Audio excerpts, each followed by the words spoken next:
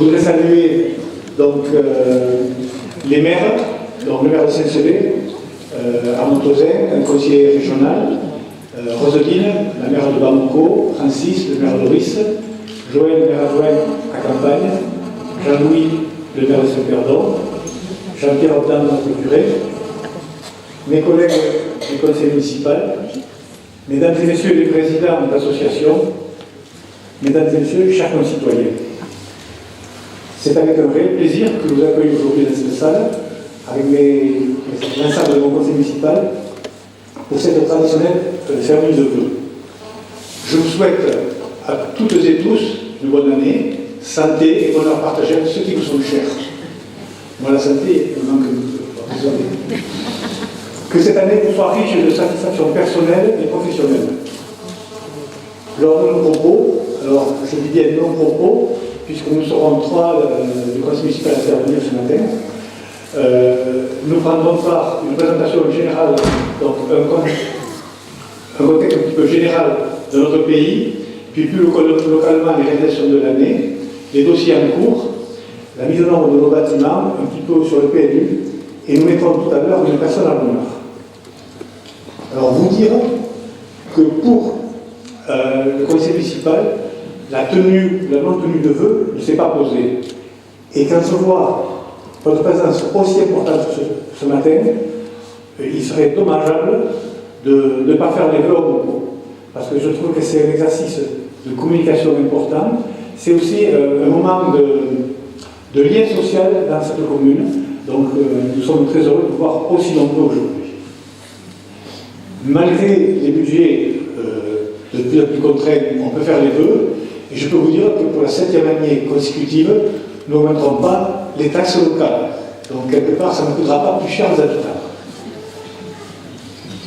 Donc, aujourd'hui, une année qui, malheureusement, est encore rythmée une fois de plus, au niveau national ou international, par des événements dramatiques.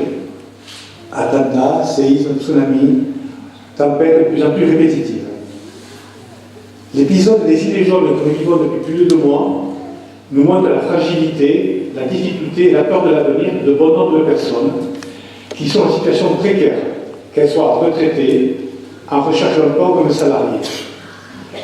La majorité de ces revendications, au demeurant légitimes, touchent certainement plusieurs de nos compatriotes. Le bas niveau de retraite agricole, entre autres, en est une parfaite illustration. Les réponses, ou bien les non-réponses, ont cristallisé les positions de chacun. Et les conséquences ont été catastrophiques pour nos commerçants et pour notre économie, qu'elle soit locale ou bien nationale. Je ne parle pas ici des dégradations, mais des actes de violence et de trafic que nous avons pu voir à la télé et qui, eux, sont inacceptables. Un cahier de doléances a été ouvert à la mairie depuis peu, et vous pouvez, si vous le souhaitez, venir faire remonter vos doléances et vos demandes.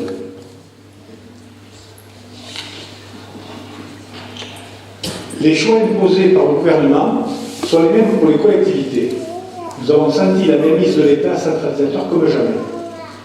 Les manques de vision en moyen et long terme sur les autonomies financières de nos communes sont source d'inquiétude.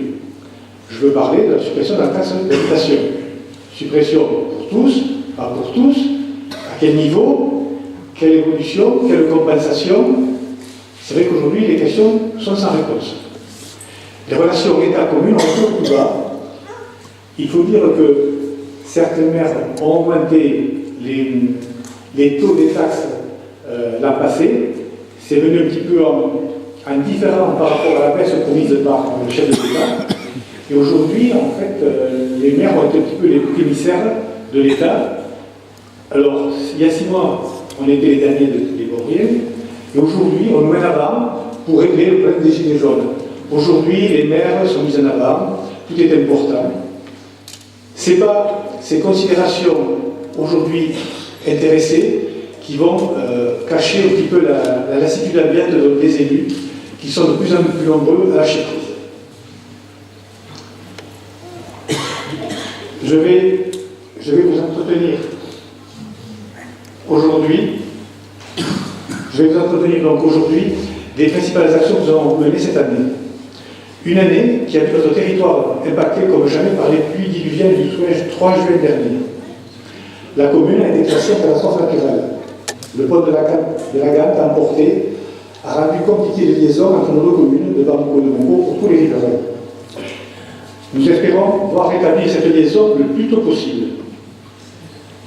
Déjà, 223 jours ont passé. Et nous ne souhaitons pas attendre aussi longtemps pour sa reconstruction. Pourquoi pas un casse-croûte républicain organisé sur le pont le jour de sa reconstruction. Les cérémonies du centenaire de 14-18 ont eu de pleine participation de tous nos compatriotes. En ce qui concerne les mises aux normes pour les normes personnes à mobilité réduite, la mise aux normes de ce salle est achevée. L'église, nous avons fait le défi de sa face et de son clocher. Il y avait du travail, vous pouvez le voir sur ces photos. Et l'éclairage sera fini en début de semaine prochaine. Donc je pense que M. Curé aura un nouveau candidat à l'église, parce qu'une belle église, ça ne fait que des votes.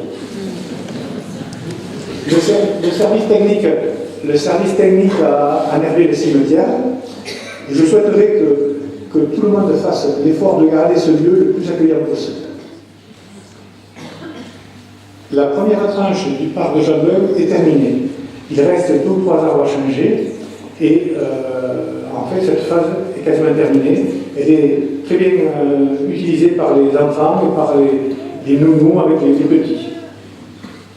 La route de Bigard est maintenant reliée. Elle relie les 2 lotissements, le lotissement de Saint-Julien et le lotissement d'Haricot au rond-point de Bigard. La rue de Bayonne a été équipée de 2 nouveaux panneaux, un indicateur de vitesse et un passage protégé clignotant, en espérant que tous les utilisateurs de cette route, tous les conducteurs fassent preuve de civisme et roulent pas très vite en attendant l'engagement du cours.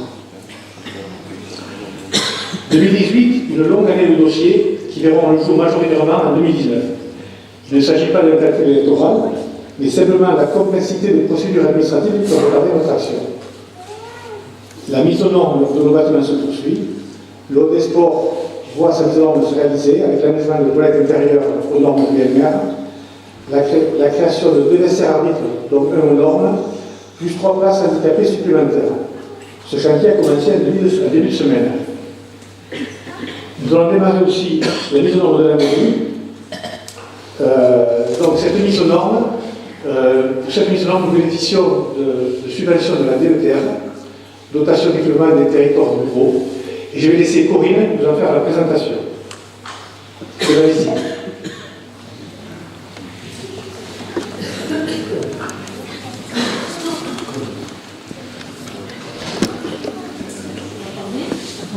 Ça marche? Donc, nous allons cette année commencer par des travaux qui seront les plus visuels pour les habitants et les plus impactants. Ce sont les travaux d'aménagement de la mairie. Alors, ces travaux n'étaient pas prévus dans notre programme électoral de 2014, mais on a découvert, comme bon nombre d'autres élus, une loi, la loi du 11 février 2005, relative à l'égalité des droits et des chances, à la participation et à la citoyenneté des personnes handicapées, dite loi handicap. C'est un titre extrêmement long. Cette loi prévoyait une mise en conformité des établissements recevant du public dans un délai de 10 ans. Donc, fin 2014, à peine 30% des établissements avaient été rendus accessibles au niveau national. Donc, un délai supplémentaire a été obtenu, mais en contrepartie, les communes, tous les propriétaires et exploitants de bâtiments qui recevaient du public ont dû faire un calendrier de travaux pour réaliser, qui indiquait la réalisation des travaux sur une période de 3 à 9 ans. Ce calendrier, ça s'appelle l'agenda d'accessibilité programmée, qu'on appelle nous communément l'ADAP. Nous avons déposé notre agenda à la préfecture le 12 septembre 2016. Alors c'est un engagement qu'on prend par rapport à l'État d'améliorer, de rendre accessibles nos bâtiments. Quand on dit accessible, ce n'est pas juste l'accessibilité pour les fauteuils roulants. Tous les handicaps sont prévus d'être réglés dans ces problèmes. Enfin, toute l'accessibilité par rapport à tous les handicaps. que ce soit les malvoyants, les malentendants, les personnes de taille réduite, et voilà, tous les handicaps. Donc ce n'était pas simple. Nous nous sommes fait aider d'un bureau d'études, on a beaucoup réfléchi pendant 2 ans. Je m'éloigne un peu peut-être. On a donc déposé notre calendrier qui prévoit en 2017 la mise aux normes du CAC et l'engagement des études pour l'aménagement de la mairie. Alors ici au CAC, on aurait dû élargir l'accès derrière le bar pour faire passer des fauteuils roulants derrière le bar. On aurait dû mettre un élévateur pour accéder à la scène. On aurait dû aussi aménager les cuisines. Mais cet agenda nous permet de demander des dérogations quand les travaux sont trop coûteux par rapport aux gains que ça pourrait apporter. Donc on a eu des dérogations. En 2018, on a fait les travaux au Hall des Sports, les travaux d'accessibilité des sanitaires notamment, et les études de maîtrise d'œuvre de la mairie, je vais vous présenter le déroulé tout à l'heure plus complètement. Et en 2019, donc, ce sera les travaux d'aménagement de la mairie. En 2020, nous mettrons aux normes l'église et la bibliothèque. Bon, là, il n'y a pas beaucoup de travaux à réaliser, il y a juste un petit seuil à adapter et des travaux à la bibliothèque, mettre un panneau d'affichage plus visible. En 2021, la mise en norme accessibilité du bar et les études de l'aménagement de la salle du temps libre. On verra ce qu'on fera de la salle du temps libre puisqu'il faut réaménager tous les sanitaires. Et en 2022, les travaux d'accessibilité du cimetière et les travaux de réalisation d'aménagement de la salle du temps libre. Donc, le diagnostic réalisé en 2016, alors ça marche comme ça, on a un indice d'accessibilité qui est seulement de 7% pour l'ensemble du bâtiment de la mairie. Il y a certains obstacles qui sont faciles à résorber. C'est par exemple à l'entrée de la mairie, pour les malvoyants, on a prévu de mettre des bandes réfléchissantes, comme on a mis à l'entrée du CAC.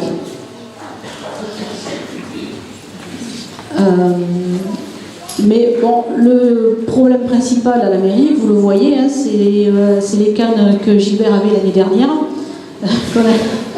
qu'on a mis en bas là. Et on s'est trouvé confronté avec des personnes âgées qui ne pouvaient pas accéder à la salle des mariages. C'est un peu embêtant. Donc le problème principal, c'est l'accessibilité de la salle des mariages, qui est à l'étage, comme dans beaucoup de mairies. Donc on a beaucoup réfléchi pour savoir ce qu'il fallait faire dans les années 2017 et 2018.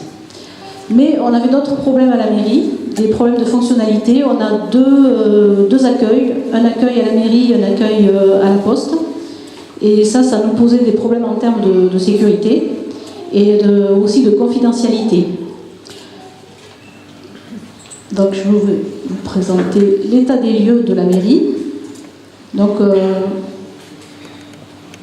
voilà, si vous voyez le petit point rouge, vous reconnaissez ici l'accueil de la poste, l'accueil de la mairie. Ici, on a le local d'archives, le bureau des secrétaires et le bureau de monsieur le maire. À l'étage, donc, la grande salle des mariages et notre salle de réunion.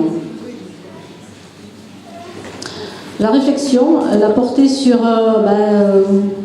comment accéder. On avait d'abord pensé à délocaliser la salle des mariages au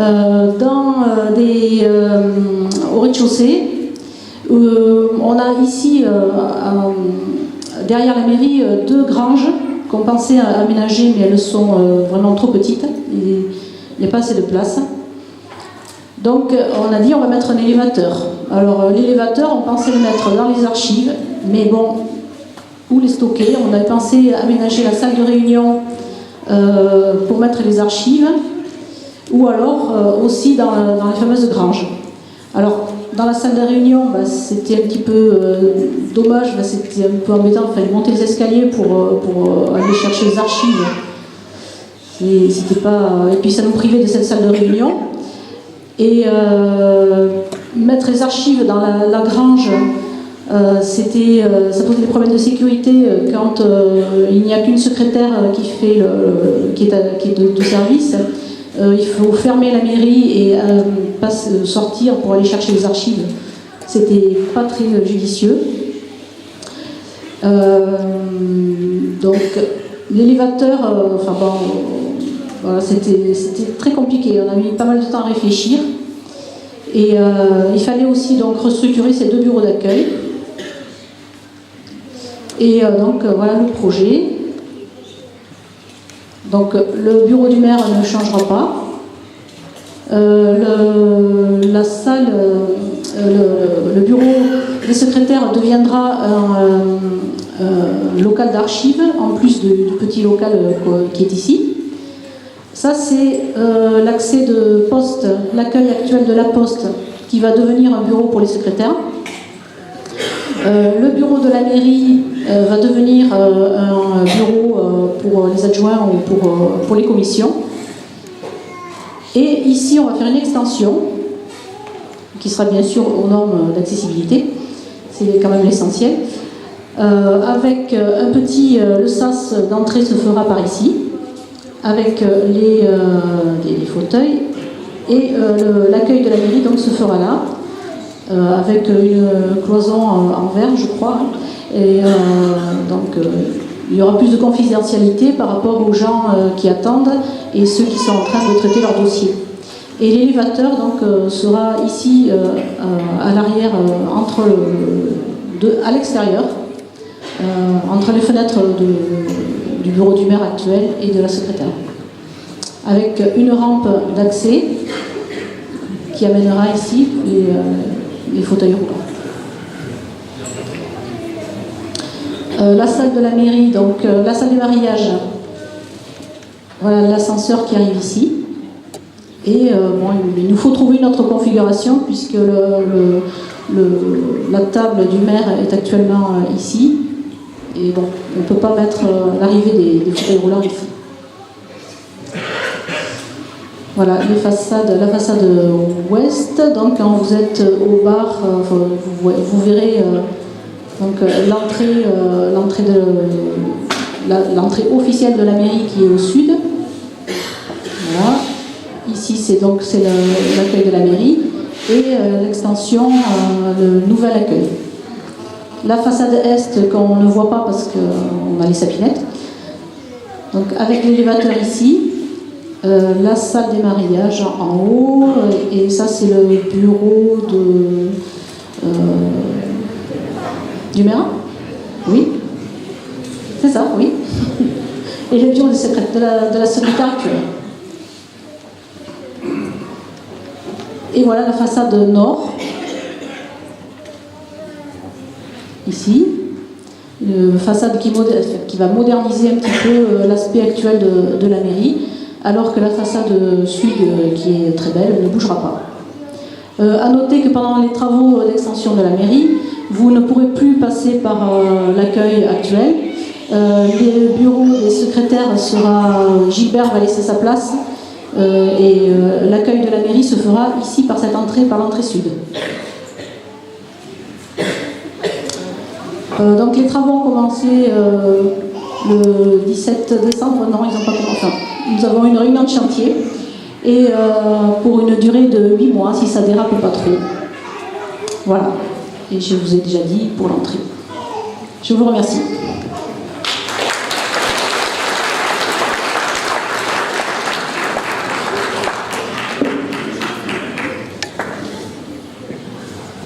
Nous démarrons aussi également les travaux de réfection des maisons Lila et Louis. Alors là, vous voyez la maison Lila. Elle est à côté de la maison Bonaza, pas loin de la mairie. Et la maison Louis est derrière les écoles.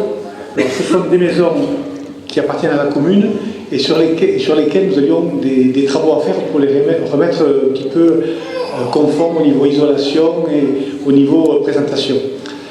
Donc, on a eu quelques difficultés par rapport au montage des dossiers, aux appels d'offres infructueux. Alors, il faut savoir qu'aujourd'hui, tout le chantier passe par appel d'offres. Alors, ce sont des petites maisons. Les petites entreprises ne répondent pas aux appels d'offres. Ce sont que les grosses entreprises qui vous en mettent une couche s'ils ne veulent pas venir travailler. Et comme eux sont tout seuls, ils sont moins de 10 ans, vous êtes obligés de passer par eux. Nous avons eu aussi des réponses positives aux analyses amiantes. Donc, alors je ne vous dis pas le coût des éventuelles maisons, c'est une catastrophe. Mais bon, aujourd'hui, on se doit d'aménager quand même toutes les maisons du village, même les quelques maisons vides. On a peu de vacances, mais il faut qu'on montre l'exemple nous aussi. La deuxième phase du parc de Joandeu va démarrer. Donc, outre la salle de réunion qui sera là à côté, un théâtre de verdure devrait servir de support aux arènes. La piste des arènes est opérationnelle. Et je peux vous dire que les nombreux adhérents du Club Taurin attendent avec impatience le retour du permis de construire pour démarrer les travaux. Donc par avance, je voudrais tous les remercier. Nous avons prévu également le transfert du terrain de tennis sur le parc. Je vais vous entretenir un petit peu sur le PLU, parce qu'on a quand même beaucoup plus de spectateurs aujourd'hui que lors des réunions du PLU. Et souvent on me dit, mais on n'est pas au courant, comment ça se fait? Alors c'est vrai que pour être au courant, il faut être un peu plus présent aux réunions. Donc le PLU, c'est loin d'être un long chemin tranquille, parce que long il est, effectivement. On a démarré notre plan de référence en 2015. En 2016, on a démarré le PLU, et ce dossier a été arrêté l'an passé. Simplement, nous avons été soumis à enquête par l'autorité environnementale. Alors, pour quelle raison? Les surfaces consacrées à Groland impactaient sérieusement nos surfaces en zone N et zone agricole. Et les projets d'urbanisation de Homoko ne paraissaient pas en rapport avec l'évolution du département. Sur le premier point, à Groland, il est désormais acquis par tous, y compris par les services de l'État, que le projet à Groland est un projet départemental et qui dépasse largement le cadre du PLU de notre commune. Effectivement, quand vous mettez 80 hectares qui passent de zone agricole naturelle à zone industrielle, ça fait le tâche pour une seule commune. Quant à l'urbanisation future de notre village, notre PLU est en phase avec les orientations du SCOT, le schéma de cohérence territoriale du pays Adour-Chalosse-sur-Sam, qui, je le rappelle, représente 150 communes. Et il est aussi en phase avec le nouveau plan local de l'habitat de Chalosse-sur-Sam, dont on a le comité de communes avec 50 villages. Donc aujourd'hui, Homoko, c'était un bourg, et puis plein de quartiers. Alors des quartiers plus ou moins importants, parce qu'on a des quartiers comme Citon où il y a quand même 40 maisons, Maroc qui est là, vous avez Cournau, Candille, le Fondinac. Donc c'était, on appelle ça, j'avais compris ça, le polycentrisme. Donc il y avait beaucoup de petits points. C'est ce que vous avez dit, les services de l'État. Donc aujourd'hui, l'urbanisation future, c'est un fort recentrage sur le bourg et sur le quartier Boébène, Basque et Paroc. Alors, voilà un petit peu le centre du bourg.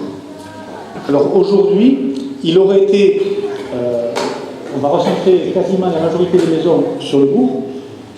On est un village carrefour, donc se servir que de notre carrefour pour mettre les maisons tout le long, ça nous aurait fait un village qui aurait fait 2-3 km et avec peu de fondement. Donc nous avons préféré choisir de prévoir sur toutes les nouvelles zones d'urbanisation non pas des rocades, je ne prononcerai pas le nom de rocades, mais des voies de dessert.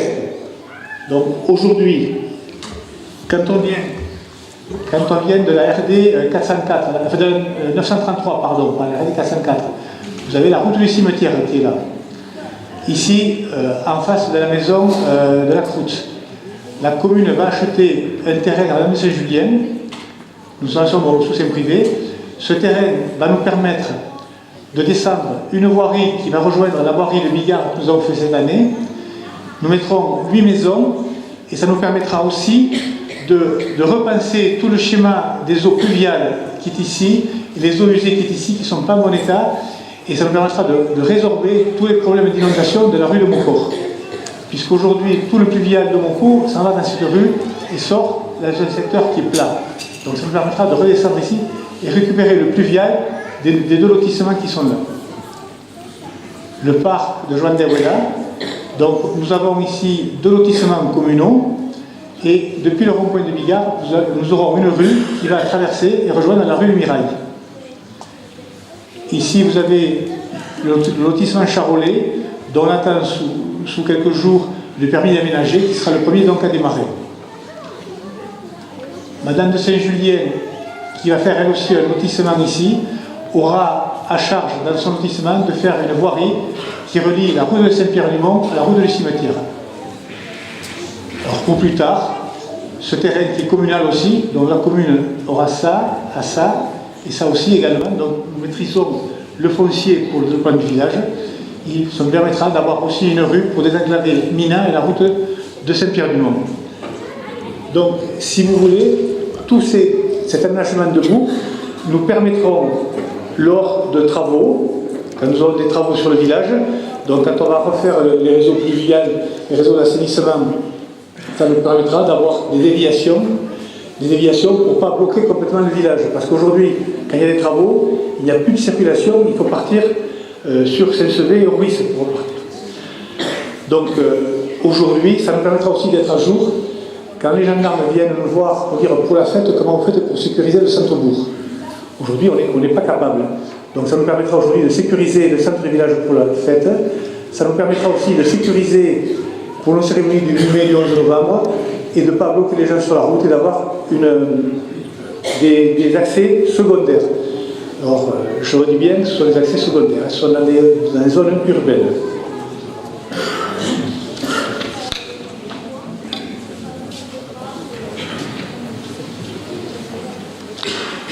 Nous avons aussi nous allons aménager au niveau assainissement le quartier de Paroc. Alors en fait, Paroc va bénéficier de l'assainissement qui va relier Agroland à la station d'épuration de Moko, puisque Moko accueille l'équivalent de 300 habitants d'Agroland sur sa station. Nous avions la place.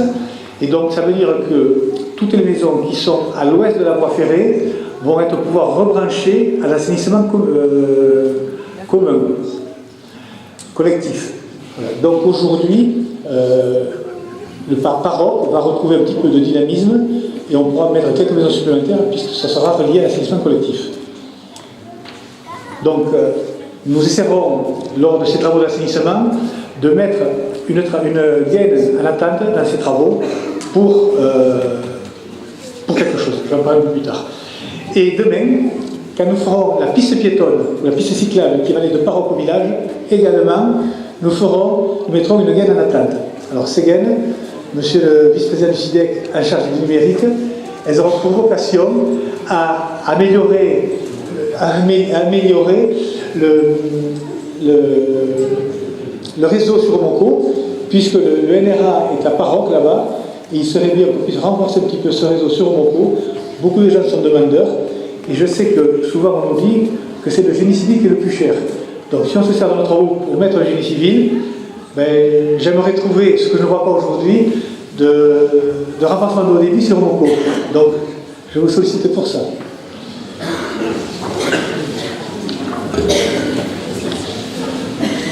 Je vous dirai 2 mots sur Agroland, même si je pense que je vois des gens dans la salle qui seraient plus à même d'en parler que moi. Ce n'est pas une réalisation communale, mais nous avons mis tout en œuvre pour favoriser ce projet. Projet qui, par son importance, par son développement économique, structurera le développement de notre commune. Je ne passerai pas sous silence non plus au niveau de la Comcom tout le travail qui est fait. Et je voudrais simplement féliciter Marcel Pruet, le président de la communauté de communes de Chaos-sur-Saône, qui nous a rejoint tout à l'heure, pour la conduite d'une telle entité. C'est vrai que ce n'est pas simple de conduire 50 communes, 73 délégués, dont une majorité sont assidus. Il y a toujours un équilibre à trouver entre l'intérêt communautaire et l'intérêt communal. Ceci avec un panel de communes très disparate, puisque nous allons de communes avec 80 habitants à des communes de 5000 habitants. Donc ce n'est pas toujours facile de trouver le juste milieu.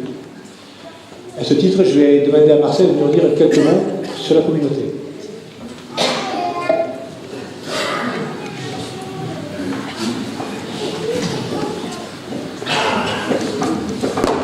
Merci Gilbert.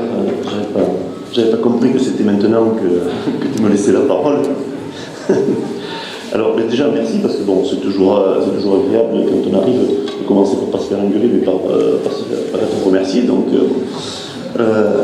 et néanmoins je vais te retourner et je l'ai fait un peu tout au long de ces cérémonies de vœux, je dirais les félicitations ou les remerciements à l'ensemble des élus communautaires, parce qu'effectivement, comme Gilbert a pu le préciser, il y a des moments où on a des décisions à prendre dans un intérêt communautaire, c'est pas toujours évident, et on peut le résumer effectivement, comme vous l'avez fait, que l'intérêt général communautaire n'est souvent pas juste l'agglomération des intérêts communaux. Donc, si effectivement j'ai pu le mener, c'est aussi grâce à vous, à l'ensemble des élus communautaires qui avaient aussi souscrit à cette démarche et qui avaient su faire, je dirais, la part des choses.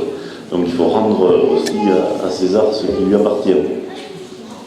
La communauté de communes, effectivement, a aussi à Aomonco se matérialisé en partie, puisque je vais laisser après, peut-être que Olivier aura un petit moment pour parler plus avant d'Agrolande, puisque c'est plutôt le département qui est le maître d'ouvrage de cette réalisation, à laquelle la communauté des communes est associée financièrement dans le cadre du projet. Mais juste le recaler, effectivement, tu le disais, Gilbert, dans le cadre du SCOT et du projet, effectivement, le projet Agrolande a été identifié et vous avez la chance de l'accueillir ici à Aomonco, parce que je pense que c'est effectivement une chance, même s'il y a pendant la phase de réalisation quelques inconvénients. Mais c'est effectivement un projet qui a été reconnu d'intérêt départemental et à ce titre qui dépasse effectivement en termes d'urbanisme largement le cadre du PLU communal. Et il y avait sur le SCOT, donc Allo-Chalos-Tursan, qui a identifié ce projet-là, deux projets d'intérêt général identifiés, c'est le projet Agrolande et le projet d'une éventuelle plateforme ferroviaire sur la commune de la Luc. Voilà, il y a ces deux secteurs qui étaient voués à porter des projets d'envergure dépassant largement le seuil communal ou intercommunal. Donc effectivement, c'est une aventure qui démarre. Et donc là, je vais laisser Olivier vous raconter par le menu les péripéties qu'il anime, parce qu'effectivement, je pense que ça mérite d'être explicité ou précisé.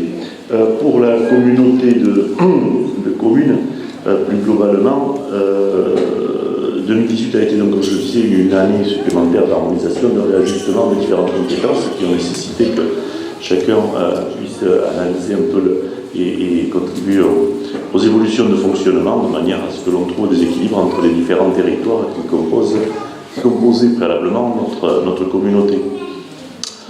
Il y en a un, alors là je sais que je ne vais pas avoir forcément des félicitations, mais comme je n'étais pas venu les chercher, mais aussi pour expliquer un sujet qui, je sais, préoccupe et occupe, et à juste titre, ici à Aomonco, c'est notamment le résultat des inondations du mois de juillet, mais avec effectivement, puisque vous avez là pour le coup la malchance d'avoir le seul ouvrage qui a été emporté intégralement et qui n'est plus utilisable en l'état.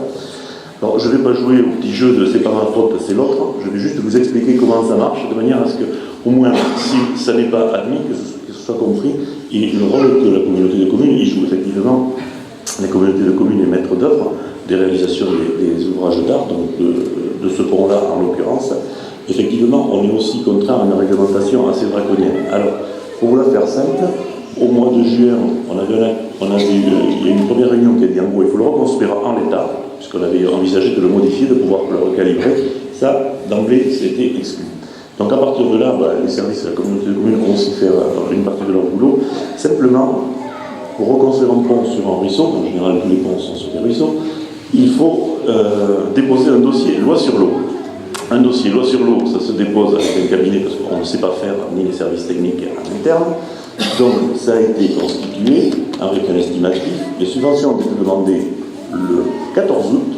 Aujourd'hui, je ne sais pas, toujours pas si on en aura. On m'a dit que oui, mais je ne connais pas le montant. Olivier le sait. Ah oui, le département participera, mais je parlais des subventions de l'État, puisqu'on n'a pas eu la notification du montant sollicité. Donc voilà, on connaît aussi cet élément-là. Et le dossier loi sur l'eau, on a pris un cabinet, on l'a déposé, il a été déposé au mois de novembre, on n'en a pas le retour. Dès qu'on a le retour, on peut savoir exactement ce que l'on peut faire ou pas faire techniquement. On sait qu'on a un pont à faire, c'est le comment. Et donc voilà, c'est une question de semaines, de mois, un ou deux, pour pouvoir effectivement démarrer et lancer le place. Voilà, alors je sais que ce n'est pas forcément satisfaisant, mais au moins que chacun en comprenne Et je pense que, c'est pour ça que je veux m'amuser à jeter la pierre ni sur les services de l'État, qui font aussi leur boulot dans un cadre qui est contraint et qui complique et qui fait qu'effectivement, passez-moi l'expression, vous êtes embêtés depuis plusieurs mois et on fera en sorte que ça dure le moins longtemps possible. Plus globalement, en 2019, la communauté de communes va continuer et par des projets divers, bien que ça se situe dans un cadre budgétaire assez contraint, qui fait que l'on ne peut pas toujours forcément aller aussi vite ou aussi loin que chacun le souhaiterait, mais par des projets à harmoniser les fonctionnements et les équipements sur l'ensemble de la communauté, puisque vous en êtes la pointe nord de la communauté et 30 km au sud, il y a d'autres territoires, en gros, pour lesquels on a à harmoniser l'ensemble de nos pratiques. Et il se trouve qu'en 2019, l'un des projets portés par la communauté commune, au titre de cet aménagement, de cet accès équitable aux services, porte sur le centre de loisirs qui est en train de construire à Jaune. Puisqu'il y en avait sur Saint-Sevé, il y en avait sur Agenmont, voilà, le projet de Jaune arrive à maturité et il sera réalisé en 2019. Il y a aussi d'autres organisations de services que vous connaissez, le transport à la demande qui va être généralisé sur l'ensemble du territoire. Voilà, pas de choses très révolutionnaires, très nouvelles vous concernant plus directement. Et une chose qui vous concerne plus directement et qui est aussi portée par la communauté des communes, avec là aussi un travail avec la commune de Saint-Sevé, le département, la commune d'Oris, puisque on n'a pas chacun des chapelles, mais elles sont tellement imbriquées qu'il serait complexe de le détailler. C'est l'aménagement de la zone de Perret, qui est à moitié sur la commune d'Oris, à moitié sur la commune de Saint-Sevé. Je ne sais pas si la moitié est exactement, si la ligne de partage est au milieu, mais bon, vous avez compris le principe. Et donc, avec des aménagements nouveaux qui ont vocation à conforter aussi ce pôle économique important pour notre territoire. Que dire de plus pour l'année qui se profile? Oui, Gilbert vous a parlé du PLU et effectivement, alors vous allez me dire, mais pourquoi est-ce qu'il nous parle du PLU puisque c'est communal? Ben non, c'est pas communal, c'est intercommunal. Fort heureusement, le fait que le législateur ait souhaité que ce soit porté par les intercos n'a pas dissuadé les maires de s'intéresser à l'aménagement de leur territoire, bien au contraire, et même si formellement c'est comme ça, ça se passe à l'échelon intercommunal, effectivement l'implication des communes reste toujours aussi nécessaire, et le fait que ce PLU devienne à terme, dans les 3 ou 4 ans, un PLU intercommunal, je dirais, bon, sans hypothéquer les conclusions qui sont, ne remettra pas en cause l'orientation générale du travail qui a été fait ici sur Omoko. Et effectivement, ça permet, alors ici et ailleurs, à l'ensemble des communes du territoire, de conserver un dynamisme en matière d'accueil de population et de laisser des possibilités ouvertes pour que l'ensemble des communes puissent connaître un développement, là aussi, équilibré sur tout le territoire. Voilà les pistes principales de travail, ce dont je voulais effectivement vous parler un peu, puisque l'occasion m'en a été donnée. Et avant de céder de rendre la parole à Gilbert, je voudrais juste vous profiter d'avoir encore quelques secondes pour vous souhaiter à mon tour une bonne année 2019 et en espérant que l'action que mèneront les communes, les intercos et en cohérence puissent contribuer à ce qu'elle soit un peu meilleure. Merci à vous.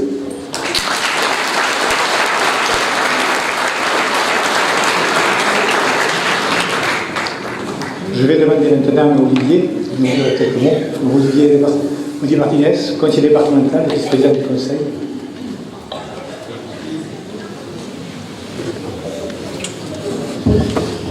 Merci Gilbert, merci Monsieur le maire. Tout d'abord, je vous prie de m'excuser pour le retard, retenu par ailleurs dans un autre endroit pour une réunion. Donc, je vois que la formule des vœux a un peu changé cette année. Plus dynamique, chacun passe à son tour. Donc moi, je vais le faire en propos introductif. Bon, tout d'abord, vous remercier pour cette invitation. Merci à vous, merci au conseil municipal, à tous les membres. Merci à vous toutes et à vous tous. vous souhaitez bien évidemment une excellente année 2019, plein de bonnes choses, du bonheur, de la joie et surtout de la concorde, puisque, vous l'avez vu, hein, les informations ne parlent que de ça, il y a parfois quelques petites tensions en ce moment dans notre pays. Alors je vais prendre la parole. Alors moi je me suis fait un peu engueuler, contrairement à Marcel. J'ai eu une petite pique concernant le très haut débit, et c'est à juste titre, Gilbert qui a bien raison. Alors oui, effectivement, au-delà d'être conseiller départemental de cette commune, je suis vice-président en charge du déploiement du numérique dans le département.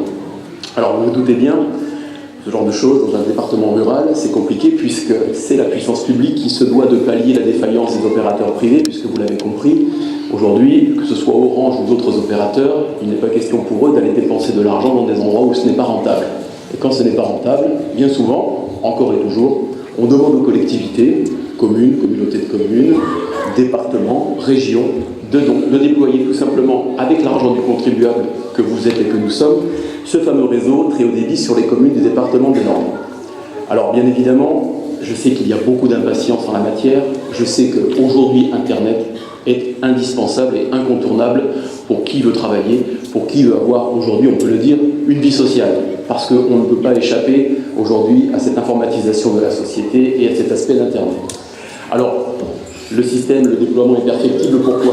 Tout simplement parce que vous vous doutez bien, déployer un réseau de cette taille, c'est complexe au plan technique, au-delà de l'aspect financier, puisque c'est près de 200 millions d'euros d'argent public qui sont mobilisés sur l'ensemble du département des Landes pour pouvoir donner aux Landaises et aux Landais un service qui aujourd'hui, malheureusement, ne bénéficie qu'aux zones urbaines et très urbaines. Donc un déploiement qui se fait sur plusieurs années, avec bien évidemment un phasage, et qui dit phasage dit nécessairement des gens qui sont servis en premier, d'autres un peu plus tard, et d'autres qui sont servis en dernier. Sur la commune de Haut-Maucau, le déploiement se fait, mais on sait qu'il y a encore des carences, le système est perfectible. Alors je peux déjà t'annoncer que nous sommes en train de déployer le réseau actuellement, on réfléchit déjà à une deuxième phase de déploiement, et la réflexion bien sûr portera sur, on va dire, les dents creuses, les trous dans la raquette dans certaines communes, parce que même si nous déployons le réseau, certains quartiers, parfois dans des communes desservies, n'ont pas suffisamment de débit, et je peux comprendre que ça soit un peu agaçant. Donc, je peux vous le dire ici, l'objectif est bien évidemment que chacun d'entre vous puisse avoir un débit Internet satisfaisant au plus vite. Je ne vais pas vous donner de date, parce que les aléas techniques, les contraintes inhérentes au déploiement peuvent parfois modifier les calendriers prévisionnels, mais dans tous les cas de figure, nous le ferons. J'espère que dans les 10 ans à venir, l'ensemble du département pourra être décemment desservi par ce réseau très haut débit. Là aussi, nous y travaillons. Ça, c'était pour le très haut débit. Donc, j'ai bien compris que le génie civil coûtera moins cher puisqu'il sera déjà posé. Nous n'aurons qu'à éclairer les tuyaux et c'est parfait. Concernant le technopôle agroalimentaire à Groland qui se situe sur le territoire de la commune, alors, on l'oublie un peu trop souvent. Pour pouvoir porter un projet de ce type, il y a quand même un préalable fondamental. Il faut que, au plan de l'urbanisme, on puisse avoir des terrains qui permettent d'accueillir ce genre de projet. Pourquoi je parle de cela ? Parce que qui aujourd'hui, jusqu'à il y a peu de temps, a la maîtrise de l'urbanisme, a la compétence urbanisme, c'était la commune.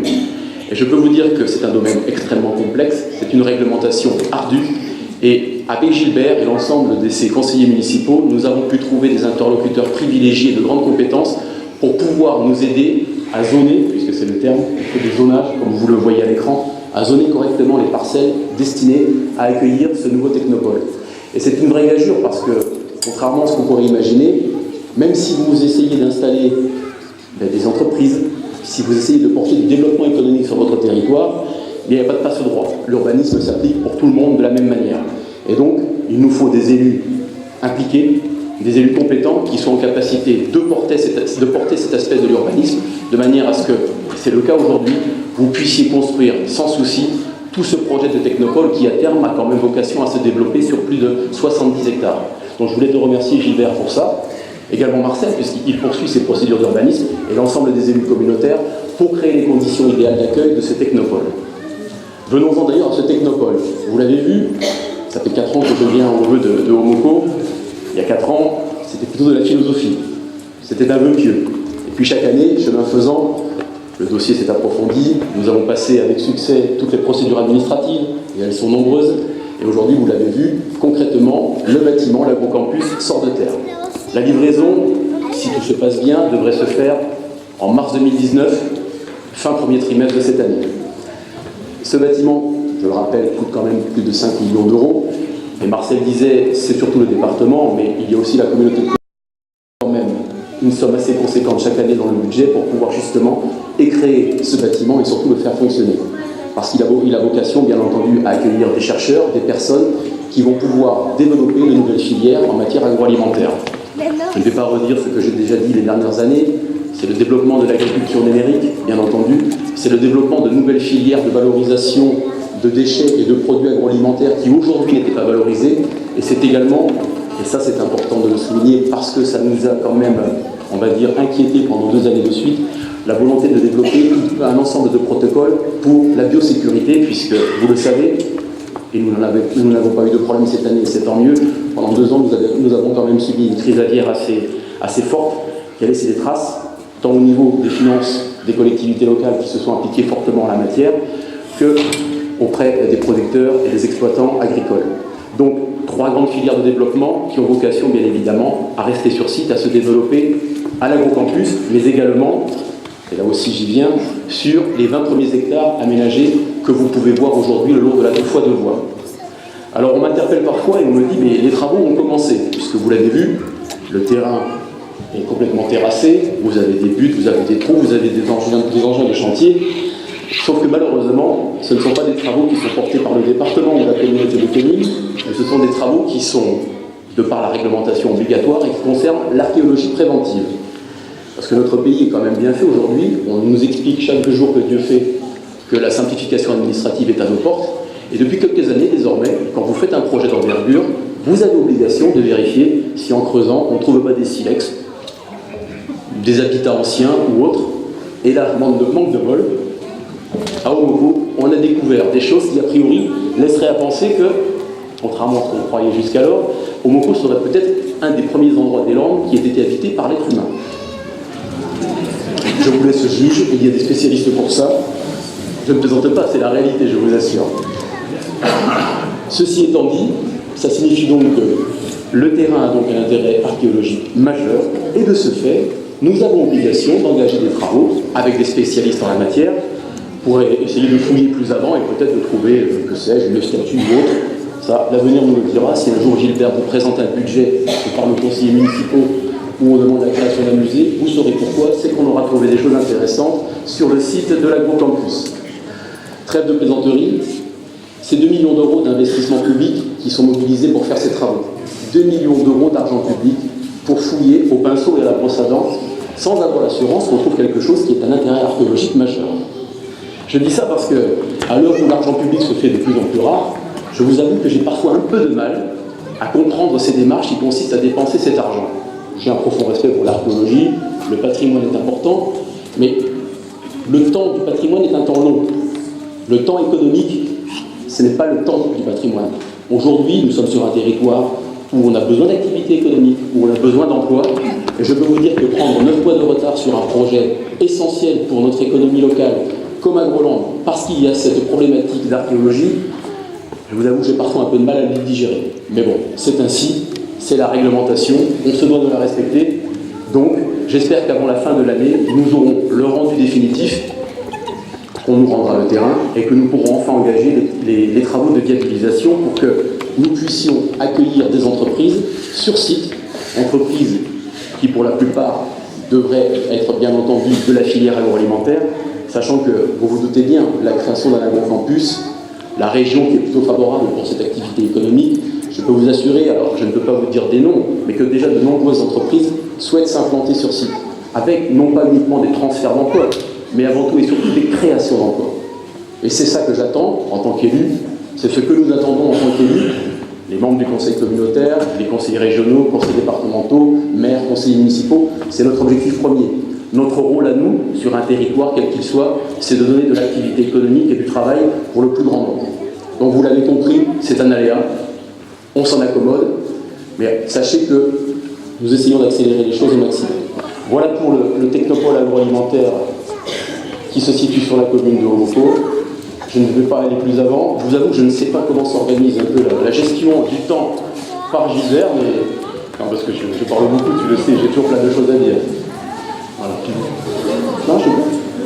Voilà, bon, ok. Gilbert me laisse la parole, j'en profite, je parle beaucoup, vous savez. Concernant le département, vous l'avez compris, sur le territoire de la commune et de la communauté de communes, nous intervenons. Je ne reviendrai pas sur le projet d'aménagement de la zone de Perret, puisque là aussi le département aura son rôle à jouer en matière d'infrastructure routière. Ce que l'on peut dire pour l'année 2019, c'est que nous sommes dans la continuité, dans l'aspect opérationnel des choses, comme l'année dernière, concernant tous les projets que nous avions défendus lors de notre campagne électorale de 2015. Il y avait le technopôle agroalimentaire, je viens d'en parler, et un des projets emblématiques qui avait été porté par Henri Emmanueli, bien évidemment, c'est le village Alzheimer. Là aussi, pour information, 700 000 € de feuilles archéologiques, 6 mois de retard, je referme la parenthèse. Je préfère le dire malgré tout. Aujourd'hui, les travaux avancent bien. Nous devrions pouvoir livrer les bâtiments fin d'année et éventuellement accueillir les premiers résidents victimes de cette pathologie courant 2020. Voilà le calendrier à peu près calé des choses. C'est quand même un dossier qui représente plus de 30 millions d'euros d'investissement, ce qui n'est quand même pas rien, avec un coût de fonctionnement annuel de 6 à 7 millions d'euros. Le principe d'accueil pour les personnes souffrant de cette pathologie est le même que lorsque vous avez quelqu'un qui vit en EHPAD. Il y a un prix de journée, bien évidemment, qui restera modeste, puisque l'objectif, bien entendu, c'est que ce village Alzheimer puisse accueillir n'importe quel malade souffrant de cette pathologie, indépendamment de ses revenus.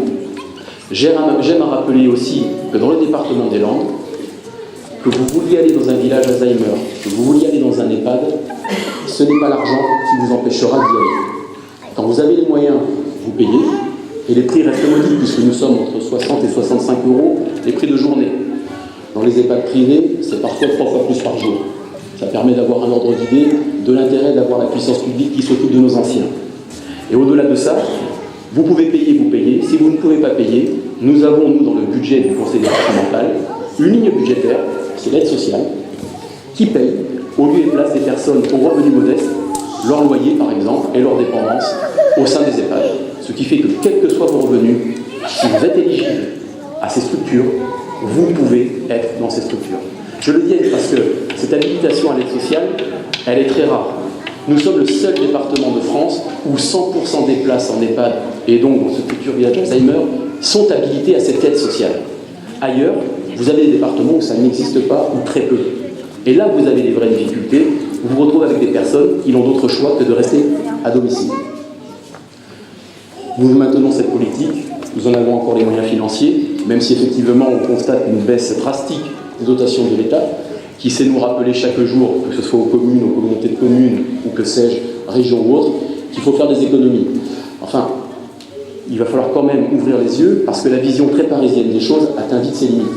Je peux vous assurer que dire à la cantonade, derrière un micro, devant une caméra, qu'il faut baisser les dépenses des collectivités, je veux bien tout entendre. Mais les dépenses sociales d'un département, c'est 60% de ses dépenses. Les dépenses de personnel du département, c'est moins de 7% du coût total du budget. Même si vous divisiez par 2 le personnel du département, c'est l'épaisseur du trait sur un budget en matière d'économie. Aujourd'hui, le social, puisque nous sommes garants de solidarité, tant territoriale que des individus, ça coûte énormément d'argent. Ce sont des choix qui sont faits. Ce sont des vrais choix politiques. Et d'ailleurs, on le voit. Aujourd'hui, les revendications des Gilets jaunes, même si certains laisseraient croire que ce sont des casseurs ou autres, je ne mélange pas les gens. Moi, je suis convaincu qu'il y a des gens très bien qui ne revendiquent qu'une chose, une certaine justice sociale. Et cette justice sociale, nous, très modestement, on essaye de l'appliquer. Idem au niveau de la communauté de communes avec le CIAS. Mais cette justice sociale, elle a un coût. Elle a un coût parce que les plus fragiles ont besoin de la solidarité nationale. Et cette justice sociale, elle passe par quoi? Par une justice fiscale. Parce que le problème, le nerf de la guerre, c'est l'argent. Et on l'a bien compris aujourd'hui. Quoi qu'en disent certains journalistes, ce n'est pas une révolution, les gilets jaunes. C'est juste demander une certaine justice sociale qui passe par une justice fiscale. Et je pense que ce combat est légitime. Même si, je le répète, la République respecte le droit de manifester, la République respecte le droit de revendiquer, mais il est inacceptable que la République subisse les assauts de casseurs qui ne respectent rien, ni les monuments, ni le patrimoine national, et encore moins les forces de l'ordre, qui sont comme tout le monde. Ils sont parents, ils sont contribuables, ils sont citoyens, et font leur travail parce qu'on leur demande de faire leur travail. Donc voilà, moi je souhaite que nous puissions continuer à mettre en œuvre ces politiques de solidarité au niveau des communes, de la communauté de communes, du département, parce que je vous le dis, cet argent n'est pas jeté par les fenêtres. La solidarité, c'est le bien vivre ensemble. Si aujourd'hui ce bien vivre ensemble n'existe plus, c'est l'anarchie. C'est l'anarchie assurée. Et je peux vous assurer que cette solidarité, ça ne coûte pas tant que ça, contrairement à certains discours ambiants que l'on pourrait entendre. Parce que supprimer cette solidarité, je peux vous dire qu'individuellement, ça vous coûtera tous beaucoup, beaucoup plus cher si la solidarité nationale ne prend pas en charge la sécurité sociale, les écoles, les infrastructures routières, les maisons de retraite ou le village Alzheimer. C'est ce que je voulais vous dire aujourd'hui. Le combat est légitime, il y a des cahiers de doléances, je ne sais pas si tu en as mis à la mairie. Je pense qu'il faut se saisir de ce débat national, c'est important. Moi, je crois que c'est peut-être une possibilité pour le gouvernement de sortir par le haut. Ils abandonnent peut-être ce ton martial en expliquant qu'ils ont raison, ce sont les sachants et les autres ne comprennent rien. Parce que même si on dit que ce mouvement n'est plus soutenu, j'entendais que 50% des gens voulaient que ce mouvement s'arrête, 78% des personnes vivant dans les territoires ruraux continuent à soutenir ce mouvement. Et les territoires ruraux, c'est nous. Parce que nous avons conscience, nous, dans ces territoires, que nous restons à la marge de la République et nous ne sommes pas des citoyens de seconde zone et nous avons droit, comme n'importe qui, au respect et à tous les services qui sont dus à des personnes comme vous et moi. J'ai été assez long. Merci Gilbert. Je vous souhaite une bonne journée.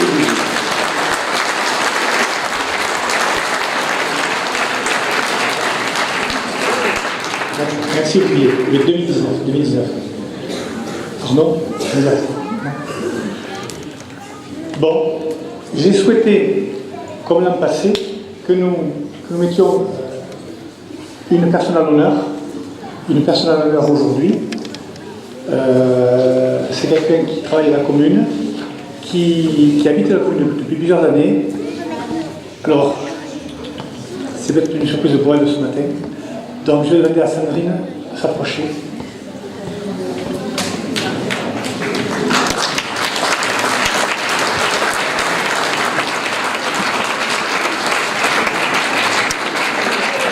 Donc, Sandrine travaille à l'école, et comme j'ai un adjoint qui est en charge de l'école, je pense que je vais partager cet honneur avec Jean.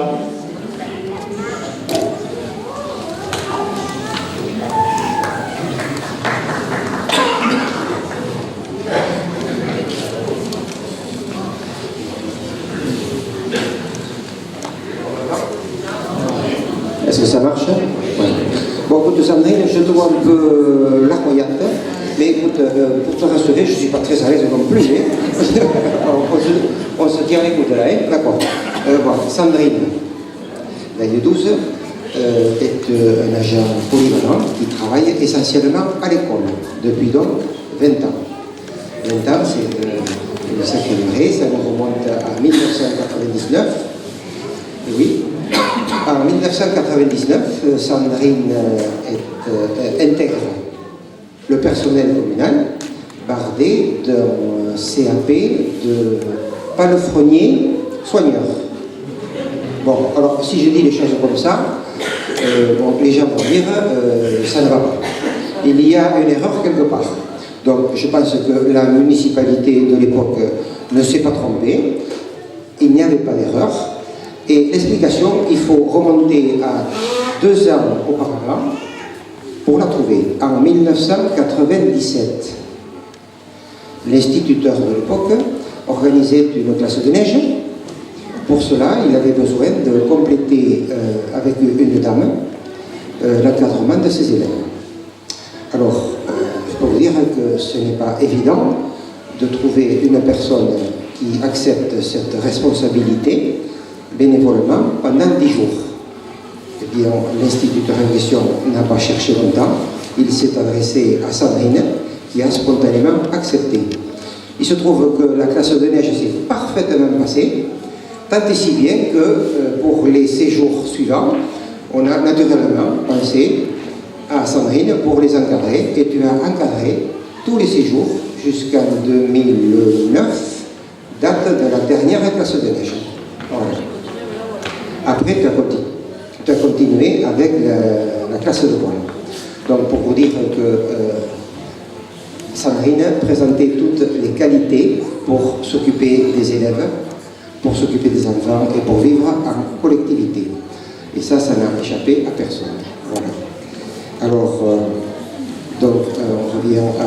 Il faut dire que ce n'était pas une surprise non plus, parce que, bon, quand on aime les animaux, On a des qualités de cœur qui sont bien sûr évidentes. Et pour ce qui est de la vie avec les enfants, eh bien, tu as toujours vécu au milieu de plusieurs enfants, puisque maman Odette a toujours gardé les enfants à la maison et en tant qu'assistante maternelle. Voilà. Et donc en 1999, tu deviens agent polyvalent, attaché à l'entretien des bâtiments. Tu as connu à cette occasion la grande époque de notre cours de récréation en terre, avec les bacs de sable, voilà, difficile à imaginer aujourd'hui. Ensuite, tu t'es attaché à la surveillance de la récréation entre midi et deux, et également en renfort pour l'entretien des espaces verts pendant les vacances d'été.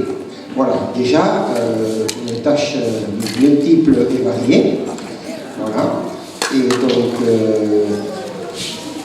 en 2014, tu as passé le BAFA, je dirais refaire, mais ce n'est pas de faute. Et ce passage du BAFA t'a permis d'élargir ton investissement à l'école, puisque tu t'es occupé de la garderie, tu t'es occupé de la préparation des plats et du service à la cantine, voilà. Et tu as ajouté une corde à ton arc, qui est la responsabilité de l'atelier TAP de travaux manuels, où tu as appris à de nombreux élèves à fabriquer de nombreux objets avec des matériaux de récupération, de la ficelle, du bois, du carton, du papier, etc. Voilà le profil que l'on peut dresser de Sandrine. Il faut dire que pendant toute cette période, ces 20 années, tu as montré des qualités qui sont très très importantes et nombreuses. Le dévouement, la bonne humeur, le dynamisme, la vitalité, la polyvalence. La polyvalence est une qualité qui te revient vraiment de droit et qui a été appréciée par tes employeurs.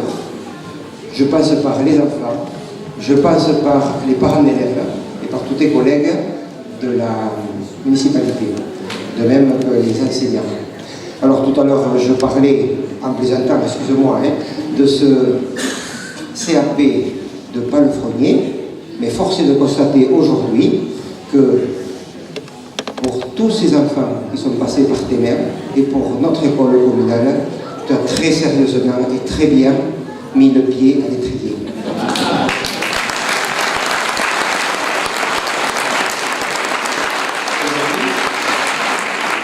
Aujourd'hui, nous sommes une période de convalescence après une lourde opération du genou. Alors on te souhaite le plus complet rétablissement. Mais ce n'est pas fini, puisque je peux te dire que les enfants à l'école t'attendent. Voilà. Alors, selon la formule consacrée, voilà, je vois que Gilbert m'étale l'objet, voilà. Après 20 années de bons et loyaux services, au nom de notre maire Gilbert Lannes, au nom de l'ensemble du conseil municipal, j'ai l'honneur et le plaisir de te remettre la médaille d'argent de la commune de Comorgon.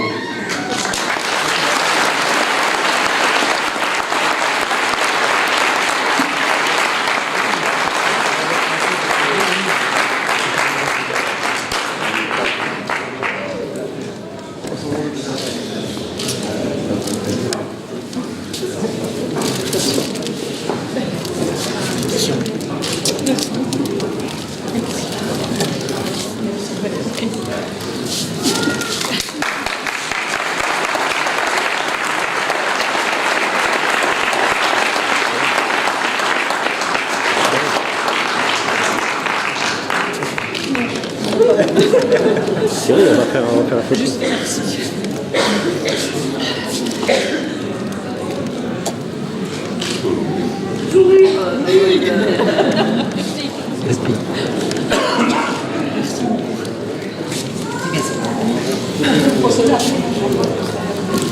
Je souhaitais également mettre une deuxième personne à l'honneur, mais ne peut pas être de notre aujourd'hui.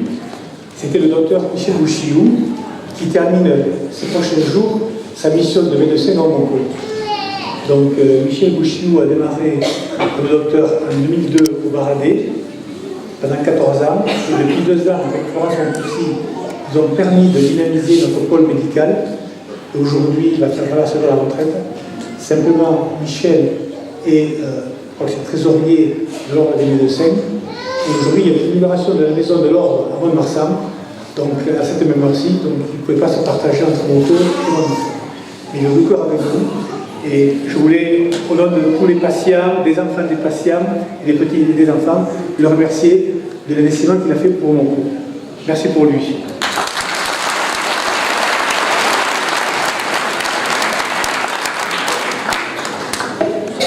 Avant de conclure cette matinée, parce que je vois que l'heure avance, et de passer aux choses importantes en termes de convivialité, c'est un petit peu le casse-croûte, je voudrais avoir une pensée pour les familles et les personnes qui ont quitté cette année 2018.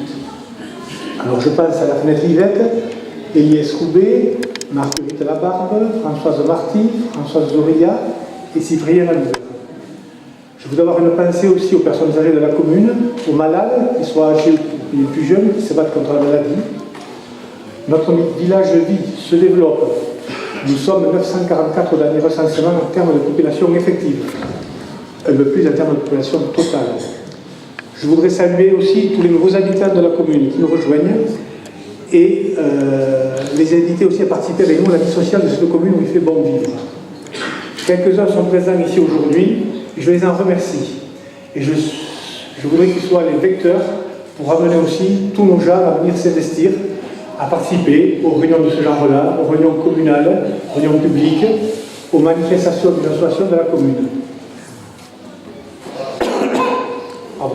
Je voudrais aussi remercier mes collègues du conseil municipal. Je sais que je peux m'appuyer sur l'équipe qui avance.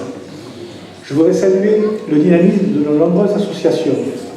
Notre vie associative se révèle d'une grande richesse, avec une grande diversité d'activités proposées dans le domaine culturel et sportif.